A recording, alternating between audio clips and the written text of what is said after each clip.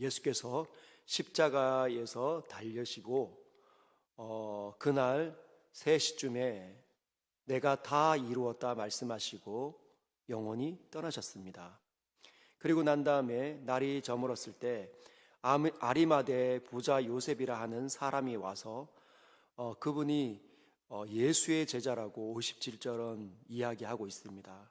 아리마대의 부자 요셉이라고 하는 사람이 빌라도에게 가서 예수의 시체를 달라고 합니다. 나의 주님, 예수를 나에게 주십시오. 내가 장사 지내겠습니다. 빌라도가 내어주라, 이렇게 명령합니다. 요셉이 시체를 가져다가 깨끗한 세마포로 싸서 바위 속에 판 자기 새 무덤에 넣어두고 큰 돌을 굴려 무덤 문에 놓고 갑니다. 그리고 거기에 막달라 마리아와 다른 마리아가 무덤을 향하여 앉아 있습니다. 여러분, 아리마대 부자 요셉이 바로 예수님의 시체를 자기가 받아서 예수님의 장례를 치르고 있습니다. 여러분, 물질은 이렇게 사용하는 것입니다. 부자로 하나님 앞에서 선물로 받았다면 이 모든 것들이 다 주께로부터 온 줄을 알고 주님을 위해서, 주의 영광을 위해서 사용하는 것이지요. 어제도 우리 토요일 날 정규만 장로님 평전 출판 기념 예배가 우리 교회에서 있었습니다. 많은 교계의 어르신들이 오셨고 또 주변에 있는 많은 분들이 오셔서 함께 축하를 했습니다. 그 중에 고신측의 교수님이신 이승구 목사님 오셔가지고 이승규 교수님이 이렇게 말씀하셨습니다. 여호수아가 길갈에서 요단강을 건너고 난 다음에 돌을 가져다가 쌓아두고 기념비를 세운 것처럼 정규만 장로님의 이 평전이 기념비가 될 것이다. 여러분, 정규만 장로님 역시 아리마대 부자 요셉처럼 자신의 물질을 하나님 앞에 다 드리기를 기뻐했던 사람이라는 거죠. 어제 저는 그 많은 분들 앞에서 이렇게 기념사를 또 환영사를 이야기했습니다. 제가 정규만 장로님 책을 이렇게 펼쳐서 읽는 가운데 마음에 깊이 찔림이 있었고 눈물이 이렇게 확 이렇게 오르면서 저의 어떤 부분이 막 이렇게 드러나기도 하고 도전이 되기도 하는 부분이 있었는데 그게 무엇이었냐면 정규만 장로님 한참 이렇게 건축이 진행되는 그 순간에 이제 거의 막바지가 되었는데 본인 몸이 너무 아픈 겁니다. 본인이 하나님의 부름을 받을 때가 되었다고 아마 직감을 하셨던 것 같아요. 그분이 명의 아닙니까? 수많은 사람들 그 한약재 지어서 고쳤던 명인이지만 본인 스스로 느낌이 온 거죠. 하나님께서 나를 부르실 것 같다. 그래서 하나님 앞에 엎드린 겁니다. 주님, 저에게 시간을 더 주십시오. 주님, 저에게 시간을 더 주십시오. 이 성전을 완전히 완공하고 가도록 하겠습니다. 여러분, 그게 어떤 사인이었을까요? 자기는 한 번도 이 성전에 들어와서 아름답게 이 온 성전에 사람들이 가득해서 기념 예배 드리는 걸 보지 못했습니다. 완공 예배를 드리는 걸 보지 못한 것이죠.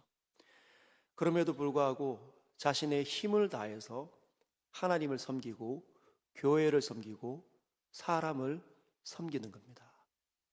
물질은 그리고 시간은 그렇게 사용하는 거죠. 그때 우리의 남은 그 영원한 시간이 하나님 앞에 의미 있는 겁니다. 너는 무엇하다 왔느냐? 내가 허락한 시간과 물질과 인생을 어떻게 사용하다 왔느냐? 여러분도 남은 인생 가운데 하나님을 영원롭게 하고 주님을 기쁘시게 하는 삶 많이 살아드시길 주님의 이름으로 축복합니다. 결국은 예수님께서 진노의 잔을 다 마신 후 죽으셨습니다. 사람이 당해야 되는 그 진노를 주님이 당하신 것이요. 그리고 사람이 당해야 되는 최종적인 형벌, 사망, 그 사망을 통해서 인간은 죽음을 맞고 난 다음에 이제 끝이 나는 것이 아니라 죽음 이후에 영원한 진노, 영원한 저주 속으로 들어가는 겁니다. 근데 예수께서 다 받아내신 것이죠. 결국은 죽음도 경험을 하셨습니다. 62절을 보면 61절을 보면 거기에 막달라 마리아와 다른 마리아가 무덤을 향하여 앉아 있습니다. 여기 다른 마리아는 56절에 보면 나와 있는데 56절에는 그 중에는 막달라 마리아와 또 야고보와 요셉의 어머니 마리아와 세베대의 아들들의 어머니도 있다. 요셉의 어머니, 즉 아리마대의 부자 요셉의 어머니, 그분이 이름이 마리아였던 것 같습니다.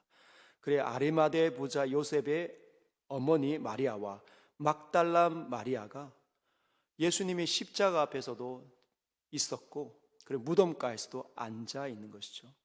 사람들은 다 없는데 그 제자들은 다 도망가고 없는데 막달라 마리아와 그 다른 마리아가 무덤을 지키고 있습니다. 여러분, 주님은 얼마나 사랑했는지 주님이 죽었다는 것이 믿기지 않는 겁니다. 주님이 죽었다는 것이 믿기지 않는 거죠. 죽은 사람을 일으키셨던 그분이 어떻게 죽을 수가 있는가? 온 세상을 이렇게 사랑하시는 분이 어떻게 죽을 수가 있는가? 그 문 앞에서 엉엉 울고 있는 마리아들을 보고 있습니다. 그 이튿날 62절부터 66절까지에는 이 세상에 있는 권력자들이 예수님의 죽음을 완전히 틀어막고 싶어하는 그 모습이 보여지고 있습니다. 62절, 그 이튿날은 준비일 다음 날이라 대제사장들과 바리새인들이 함께 빌라도에게 모여 이르되, 대제사장들과 바리새인들이 찾아간 겁니다. 빌라도에게 찾아가서 이렇게 이야기하는 거죠. 주여, 저 속이던 자가 살아있을 때 말하되 내가 사흘 후에 다시 살아나리라 한 것을 우리가 기억합니다. 여러분, 이들이 알고 있었다는 거예요. 대제사장과 바리새인들이 알고 있었다는 거죠. 예수님의 이 말들을 통해서 예수님께서 부활하실 것을 이미 알고 있었다는 겁니다. 그런데 그들은 믿겨지지 않았습니다. 사람들은 믿겨지지 않았습니다. 제자들도 믿겨지지 않았던 것 같아요. 수많은 사람들은 아무리 예수님의 말씀을 듣는다 하더라도 한 귀로 듣고 한 귀로 흘러버리는 거예요. 귀등으로 듣는 겁니다. 만약에 하나님의 말씀을 그렇게 들으면 주의 영광을 보는 일이 일어나지 않는 거죠. 그들은 거짓말하는, 그리고 헛소리라고 생각을 했습니다. 왜냐하면 죽으면 다시 살아나는 일이 없거든요. 한 번도 죽었다가 다시 살아나서 영원히 있는 사람을 한 번도 본 적이 없는 겁니다. 그래서 그들은 이렇게 이야기하는 거죠. 도둑질 할 것이다. 64절부터 나와 있습니다. 그러므로 명령하여 그 무덤을 사흘까지 굳게 지키게 하소서. 그의 제자들이 와서 시체를 도둑질하여 가고 백성에게 말하되 그가 죽은 자 가운데서 살아났다 하면 후의 속임이 전보다 더 클까 하나이다. 빌라도가 짜증이 나서 이렇게 이야기합니다. 너희에게 경비병이 있으니 가서 힘대로 굳게 지켜라. 너희도 사람을 부릴 수 있지 않느냐. 너희가 원하는 대로 사람을 보내서 그렇게 지키면 된다. 그래서 그들이 경비병과 함께 돌을 임봉하고 무덤을 굳게 지킵니다. 여러분, 여기에는 이 사람들의 말만 있는 게 아니라 마귀의 말도 있음을 꼭 기억하십시오. 마귀의 두려움, 하나님의 아들이 이 세상에 와서 온 세상의 죄를 짊어지고 죽으시고 다시 부활하신다는 것을 그가 들었다는 거죠. 그래서 그가 살아나는 것을 견딜 수 없어 하는 겁니다. 온 땅에 이 마귀가 최고로 자랑하는 것이 사람들을 유혹해서 넘어지게 하고 그들이 죽음 가운데 떨어지는 것을 보는 것을 낙으로 삼는 자들 아닙니까? 그래서 죽어서 분열돼서 흩어지는 것을 마귀가 제일 좋아한다는 것이죠. 그래서 절대로 그런 일이 일어나지 않도록, 하나님이 이기지 못하도록 절대로 무덤을 완전히 봉쇄하고 싶어 하는 것입니다. 사랑하는 서인의 성도 여러분, 우리가 마귀의 모습이 되지 않도록 주의하시길 바랍니다. 사람이 살아나는 것, 가정이 화목해지는 것, 교회가 연합하는 것은 하나님의 뜻입니다. 교회가 시끄럽게 분열이 되고 다투게 되고 이런 것은 마귀가 좋아하는 것이죠. 절대로 우리는 마귀와 같은 모습을 띠면 안 됩니다. 28장 이제 넘어가겠습니다. 안식일이 다 지나고 안식 후 첫날이 되려는 새벽에, 오늘 이렇게 새벽에 이렇게 걸어오면서 꽃들이 만발하고 하늘빛을 보고 또 까맣게 내려앉은 그 새벽 이 밤을 느끼면서 막달라 마리아가 이 새벽에 동이 트기 전에 예수님이 너무너무 보고 싶고 예수님께서 벌써 3일째가 되니까 무덤에서 냄새가 날 걸 생각해서 향료를 들고 달려갔구나라는 생각을 했습니다. 새벽에 막달라 마리아와 다른 마리아가 무덤을 보려고 갔더니, 여러분 여기에 있는 막달라 마리아는 누가복음에 보면 7 귀신 들린 적이 있는 정말 가련하고 불쌍한 여자였습니다. 사람들이 가까이 하기 싫었던 사람, 정말 만물의 찢기같이 여겼던 그 사람이 막달라 마리아였는데, 이 주님의 이 부활을 첫 번째 경험한 사람이 되었다는 것이죠. 이 세상에는 값어치가 없는 사람이 없습니다. 주님을 만나면 그 누구보다도 존귀한 사람이 되고 주와 이어지기만 하면 그는 위대한 경험을 하게 될 수 있다는 사실을 오늘 성경은 말씀해 주고 있습니다. 예수님의 진귀한 일들을 했고 수많은 기적들 옆에 있었던 그 베드로와 야고보와 요한이 아니라 막달라 마리아가 예수 그리스도의 부활을 첫 경험하고 있다는 것이죠. 새벽에 막달라 마리아와 다른 마리아가 무덤을 보려고 갔더니 큰 지진이 납니다. 땅이 흔들리기 시작하더니 주의 천사가 하늘로부터 내려와 돌을 굴려내고 그 위에 앉아 있는 겁니다. 그때 그 형상을 이렇게 기록합니다.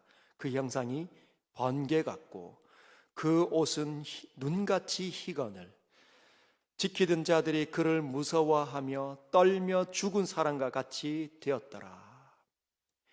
여러분 여기에 드러나는 여기 병정들, 무덤을 지켰던 그 병사들은 무서워해서 떨며 죽은 자가 되었다는 겁니다. 거의 사시나무 떨듯이 그렇게 하나님으로부터 오는 그 거룩함 때문에 죽을까봐 두려워했습니다. 그런데 천사는 여자들에게는 다르게 표현합니다. 너희는 무서워하지 말라. 십자가에 못 박힌 예수를 너희가 찾는 줄을 내가 아노라. 여러분 하나님께서 보내신 그 거룩한 천사는 그 무덤을 지키고 있는 그 병사들에게는 무서움의 존재였고 아마 무섭게 대했던 것 같습니다. 노려보았고 그 순간 움직이면 그 병사들은 순식간에 목이 달아나고 영원한 저주 가운데로 떨어질 것 같은 그런 극심한 스트레스와 두려움에 빠지지만 아무짝에도 이렇게 싸움을 할 수 있는 상태가 아닌 그 연약한 여자들에게 너희는 무서워하지 말라. 그 여자들은 누구입니까? 예수를 사랑하는 사람들, 예수를 기뻐하는 사람들에게는 너희는 무서워하지 마라. 한없이 따뜻하고 한없이 자비롭고 한없이 선하신 하나님의 성품을 드러내는 주죠. 그래서 이렇게 얘기합니다. 십자가에 못 박힌 예수를 너희가 찾는 줄을 내가 아노라. 십자가에 못 박힌 예수를 너희가 찾는 줄을 내가 아노라. 그가 여기 계시지 않고 그가 말씀하신 대로 살아나셨느니라. 와서 그가 누우셨던 곳을 보라. 비어 있다는 겁니다. 예수께서 다시 살아나셨다는 것을 천사의 입을 통하여서 하나님께서 말씀하시고 그 첫 번째 그 위대한 메시지를 여자들이 막달라 마리아가 들었다는 사실을 꼭 기억하십시오.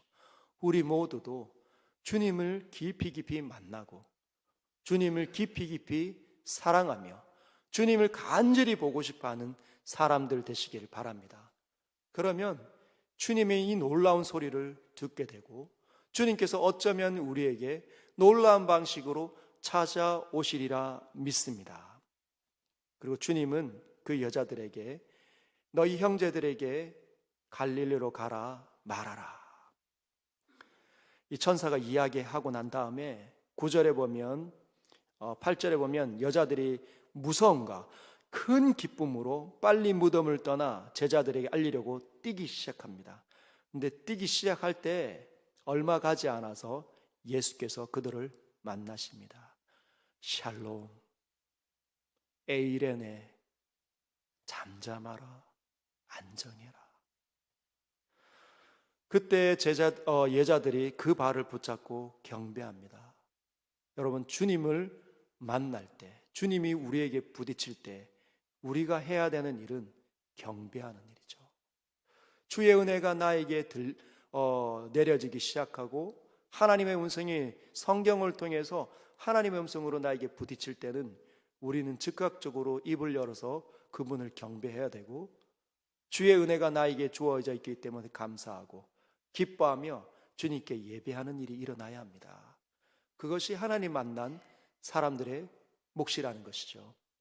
사랑하는 서연의 성도 여러분, 오늘은 부활을 기념하는 날입니다. 이 새벽에 나를 위해서 모든 저주를 당하시고 또 나를 살려내기 위해서 죽음을 깨뜨리신 그 주님을 온전히 경험하고 깊이 묵상하며 그분을 자랑하고 그분의 이름을 높이며 그분께 예배를 드리시길 주님의 이름으로 축복합니다.